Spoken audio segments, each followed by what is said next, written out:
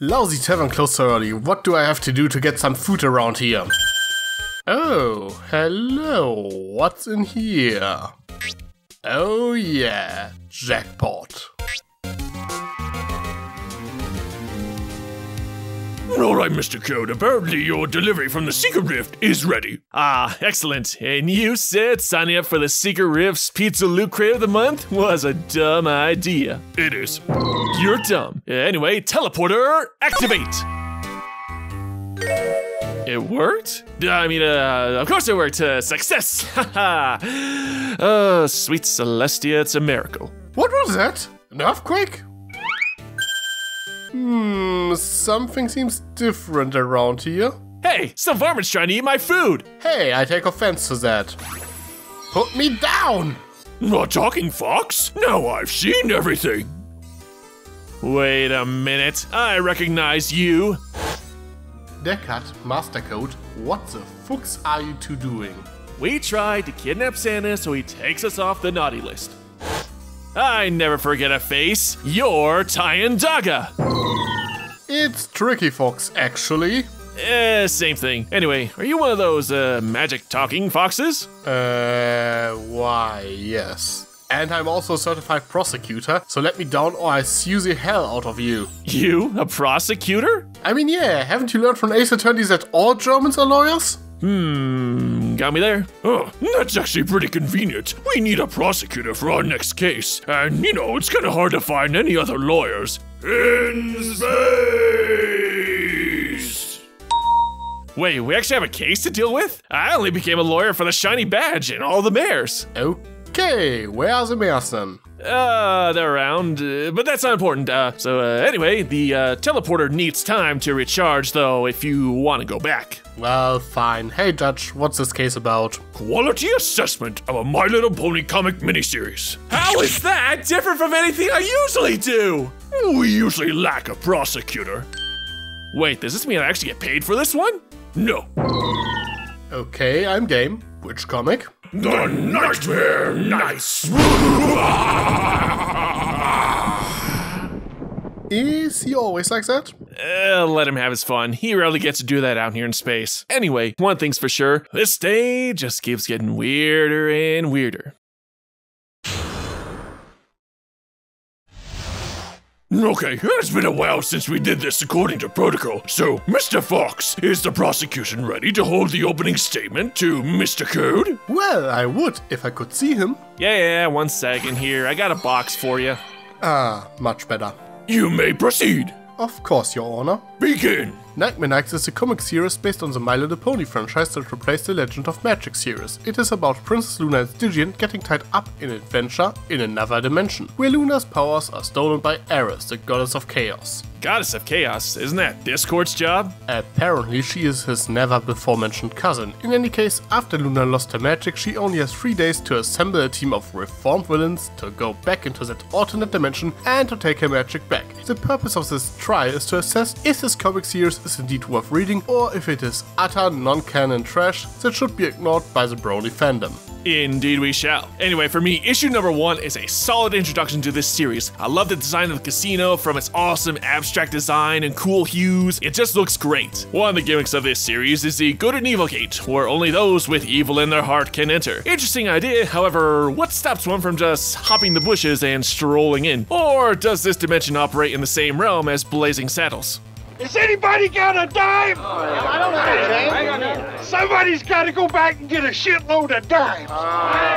Well, let's start with the obvious flaw in the first issue. The setup is rather contrived and full of wasted opportunities. The beginning makes the comic look like a proper sequel to the Legend of Magic series. In the Legend of Magic Annual, we were introduced to this parallel world where the Pony of Shadows won, and we witnessed his attempt to kidnap Luna and Celestia. It seems like it was the setup for a storyline in which Stygian has to face his inner darkness, and the alternate version of the Pony of Shadows looked pretty amazing to boot. Yet even though the story is kicked off by Stygian reliving these events in his nightmares, they are not more than a red herring, as he has been disposed of years ago. It just seems like an incredible waste. Not helping is that the mere existence of Ares, this god's never before mentioned cousin, feels like something out of a bad fanfic. What makes it worse is that the main comic series introduced Cosmos, this god's crazy ex-girlfriend, shortly afterwards. While they are in the end rather different characters, they feel conceptually rather similar. Now, with that being said, I am ready to admit that I do think that Ares is an overall more enjoyable character, and I think she has a pretty interesting design to boot.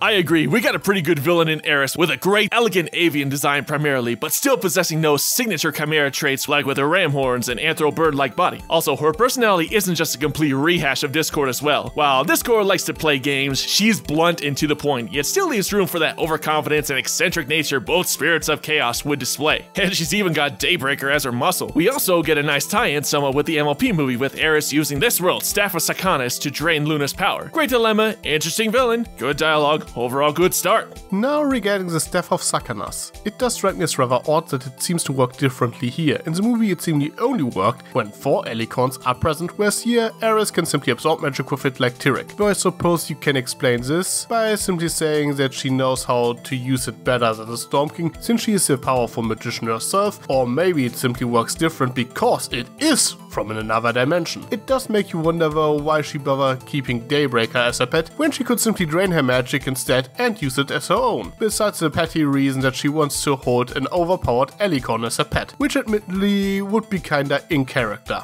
The beginning of issue 2 is where we have our first problems. Right off the bat, we learn that Luna hasn't told her sister her powers were stolen. We established that good-natured creatures can't get through the gate and Celestia couldn't enter. Fine, but if the infiltration operation fails, some pony could use that power to raise Equestria to the ground. Maybe Celestia could help identify possible candidates for this operation? I'm just saying it would be nice for her and Equestria to be prepared. Also, the interaction between Luna and Stygian in the study here seems rather pointless, really. Stygian says he discovered a book that shows an older version of the gate, and Luna questions that only potentially evil can enter. Yeah, that's true. You guys did that last night. You already know how it works. Did you forget the events of the previous night? Your knowledge of the land shall be great. I can understand that Luna doesn't want to get Celestia involved at this point, but going back to issue 1 for a moment, why didn't Luna tell Celestia about the situation in the first place? She just went into that other world to save the alternate Celestia without any backup, save for Stygian, when she expected to face a Pony of Shadows, who at this point would have ruled his version of Equestria for over 1,000 years. The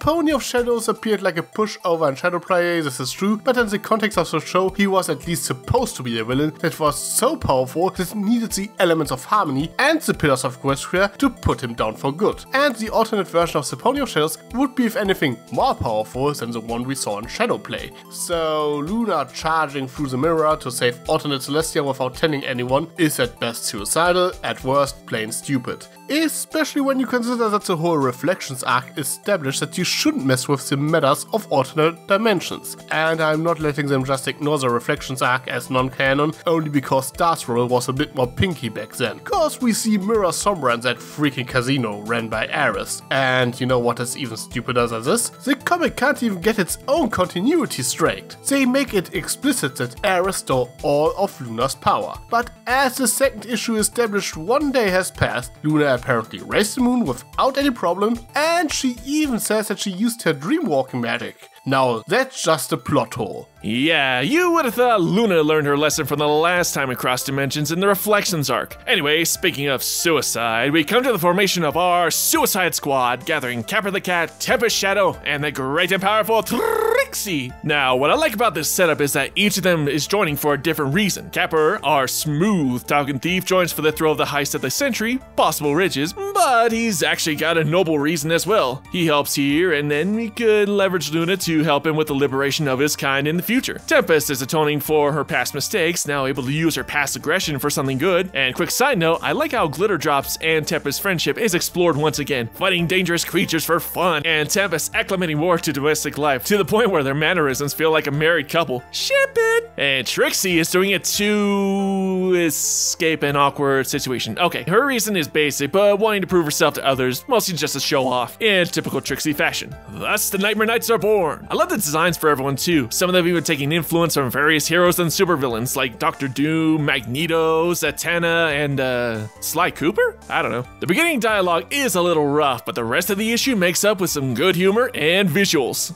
Oh yeah, here it is where the comic actually gets good. The scenes in which Luna and Stygian recruits the rest of their Suicide Squad are simply hilarious, and it's just an awesome cast of characters, and they play each other off incredibly well throughout the entire miniseries. I rather enjoyed that this comic sorta picks up from main issues 67 and 68, where Fizzlepop was reunited with her old friend. It was a rather nice touch. Well, and Kappa is probably the best thing that came out of the movie anyway, so I was really happy to see him again. Well, and Trixie always has been a personal favorite of mine. Now, while I really like this selection of characters, they are the reason I got interested into this comic in the first place after all. I do think that the explanation that they didn't recruit Starlight Glimmer is rather weak. Their reason is that Starlight is too close to Twilight, which is not an actual reason. Frankly, I don't mind that Starlight isn't there, cause she has a bit of a bad habit to steal everyone's spotlight, but the reasoning is just off. Well, and I also think it's a bit weird that they didn't even consider to get Discord involved. He would have been a prime candidate after all. They could have simply said that Luna doesn't want to get him involved due to their personal history or his supposed relationship to Ares, or maybe they simply couldn't get a hold of him, but considering that Ares introduced herself as his cousin, you would think that he would at least be brought up at some point in the discussion.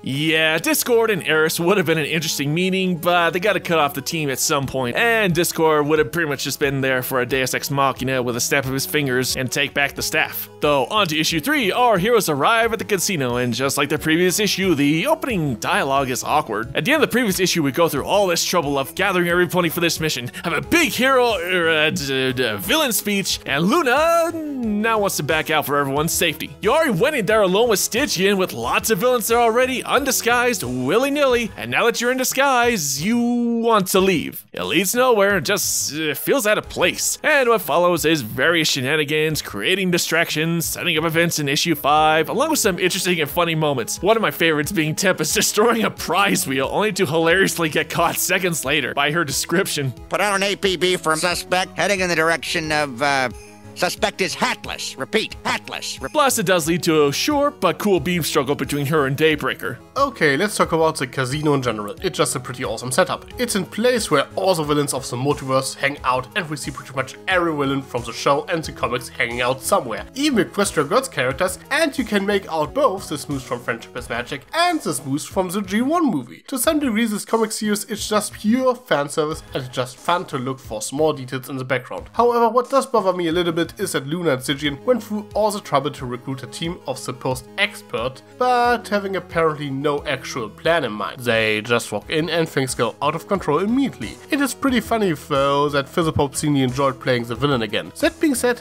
what follows is either really exciting or hilarious, like Kappa immediately getting into trouble with Diamond Dogs because he's a cat, and most of all, Trixie completely losing it when they come across the great and powerful Twily, who is at least implied to be the Mirror Universe Twilight from the Reflections arc, as she calls Trixie Princess Trixie.